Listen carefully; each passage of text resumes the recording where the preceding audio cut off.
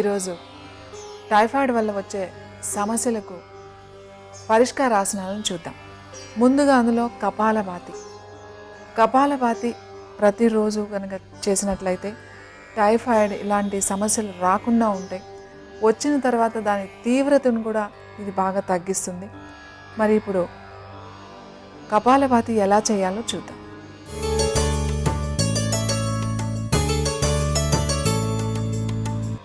వెన్నెముక నిటారుగా ఉంచండి, కళ్ళు మూసుకోండి, గాలి బయటికి ఫోర్స్గా వదలండి. ఒక్కొక్కసారి తీసుకునేటప్పుడు మామూలుగానే తీసుకుంటారు, కానీ వదిలే దాని మీద ఎక్కువ కాన్సన్ట్రేట్ చేయండి. సెకండ్కి 1 లెక్కన మీరు 60 సెకండ్లు చేయాలి.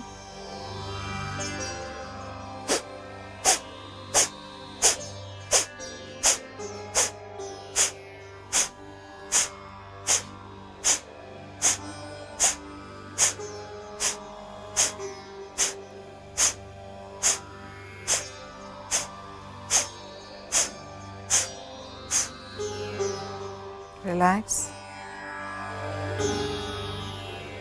మెల్లగా కళ్ళు తెరవండి. కపాలభాతి ప్రతిరోజు చేయడం వల్ల ఎన్నో సమస్యల నుంచి మీరు దూరంగా ఉండొచ్చు.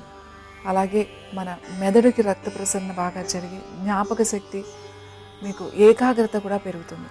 కపాలభాతి తర్వాత మీరు చేసేటువంటి ఆసనం గోముఖాసనం.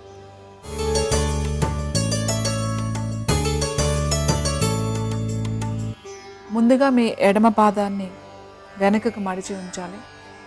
ఎడమ మోకాలు మీద కుడి మోకాలు వచ్చేటట్టుగా పెట్టాలి. కుడి కాలు పైన ఉంచి పాదాన్ని పక్కకు పెట్టుకోవాలి. తర్వాత ఏ కాలు అయితే పైన ఉందో ఆ చెయ్యి పైన పెట్టుకోవాలి. కుడి మోకాలు పైన ఉంది కాబట్టి కుడి చెయ్యిని పైన పెట్టుకుంటాం. మెల్లగా మీరు ముఖ్యంగా ఈ 2 పాదాలు పక్కకు ఉండాలి. 2 ఇట్లా సమానంగా ఉండడానికి ట్రై చేయండి. మీ కుడి చేతిని మెల్లగా పైకి తీసుకువెళ్ళండి. ఎడమ చేతిని కింద నుంచి తీసుకువెళ్ళి మీరు వెనుక 2 చేతులు ఒకదాంతో ఒకటి పట్టుకోవాలి. చేతులు 2 స్ట్రైట్గా ఉండాలి.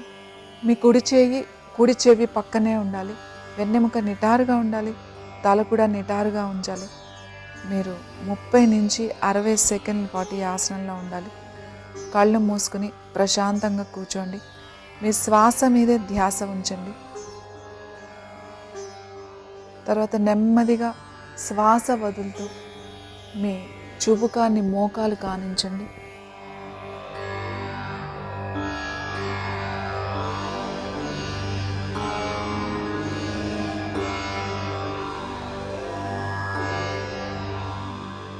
శ్వాస తీసుకుంటూ మెల్లగా పైకి రండి.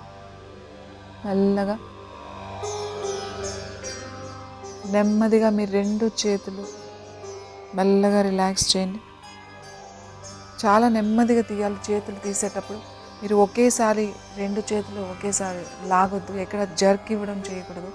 తర్వాత నెమ్మదిగా మీ కాలు కూడా రిలాక్స్ చేయండి. ఇప్పుడు కుడి మోకాల్ని అంటే కుడి కాలుని ముందుగా పెట్టండి, వెనుకకు పెట్టండి. కుడి మోకాలు పైన ఎడమ మోకాలు పైకి రావాలి. మీ 2 మోకాళ్ళు ఒకదాని మీద ఒకటి రావాలి. మీ 2 పాదాలు పక్కకు ఉండాలి. ఇప్పుడు ఎడమ మోకాలు పైన ఉంది కాబట్టి ఎడమ చెయ్యి పైన తీసుకురావాలి. మెల్లగా పైకి వెనుకకు తీసుకురండి. మీ కుడి చేతిని కూడా కింద నుంచి పైకి తీసుకోండి. 2 చేతులు కలిపి పట్టుకోండి. ఇప్పుడు నిటారుగా కూర్చోండి.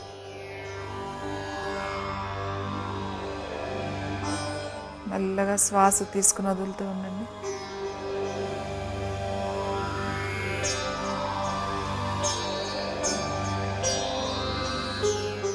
తర్వాత శ్వాస వదులుతూ మెల్లగా మీ చిన్ టచ్ చేయండి.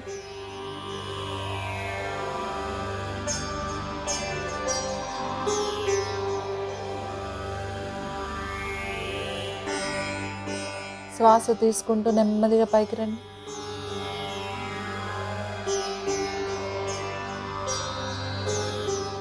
మెల్లగా మీ 2 చేతులు నెమ్మదిగా తీయండి. స్లోలీ. చూసారు కదండి, గోముఖాసనం. గోముఖాసనం చేసేటప్పుడు ముఖ్యంగా మీరు గుర్తుపెట్టుకోవాల్సింది ఒక మోకాలు మీద ఇంకొక మోకాలు రావాలి, 2 పాదాలు పక్కకు ఉండాలి, చేతులు 2 వెనక్కి పెట్టినప్పుడు మీరు 2 చేతులు కలిపి ఉంచాలి. ఎవరికైనా చేతులు అందకపోతే ఏదైనా ఒక చిన్న టవల్ కానీ చిన్న నాప్కిన్ లాంటిది పట్టుకుని వెనక 2 పట్టుకోవచ్చు. కొన్ని రోజులు ప్రాక్టీస్ చేస్తూ ఉంటే మీకు చేతి వేళ్ళు చాలా తొందరగా అందుతాయి. కాబట్టి ఎవరికైతే అందవో కష్టంగా ఉందో ఒక చిన్న టవల్ లాంటిది తీసుకుని మీరు వెనక ఇట్లా పట్టుకోండి, కింద నుంచి పైనుంచి. ఇలా కనుక పట్టుకున్నట్లయితే మీరు చాలా కంఫర్టబుల్గా చేయొచ్చు ఈ ఆసనాన్ని.